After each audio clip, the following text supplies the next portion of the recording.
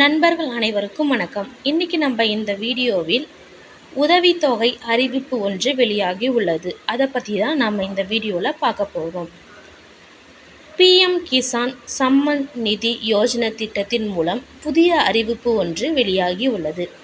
இந்நிலையில் நிதி அமைச்சர் நிர்மலா சீதாராமன் அண்மையில் சந்தித்த விவசாயத்துறை நிபுணர்கள் பிரதான் மந்திரி கிசான் சம்மன் நிதி திட்டத்தின் கீழ் வழங்கப்படும் தொகையை உயர்த்த வேண்டும் என கோரிக்கை விடுத்ததாக தகவல்கள் வெளியாகி உள்ளது.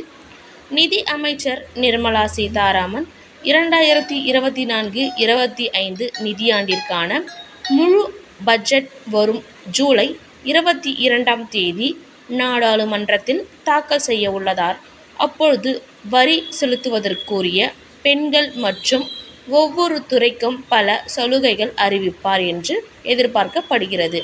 அதேபோல் பிரதான் மந்திரி கிசான் சம்மன் யோஜனா திட்டத்தில் வழங்கப்படும் தொகையை உயர்த்த அறிவிக்க போவதாகவும் குறிப்பிட்டுள்ளார். அதாவது பிஎம் கிசான் சம்மன் நிதி யோஜனா திட்டத்தின் கீழ் விவசாயிகளுக்கு வழங்கப்படும் நிதியுதவி 6000 இருந்து 8000 ரூபாயாக உயர்த்தப்பட உள்ளதாக வாய்ப்புள்ளது என்று தகவல்கள் வெளியாகி உள்ளது.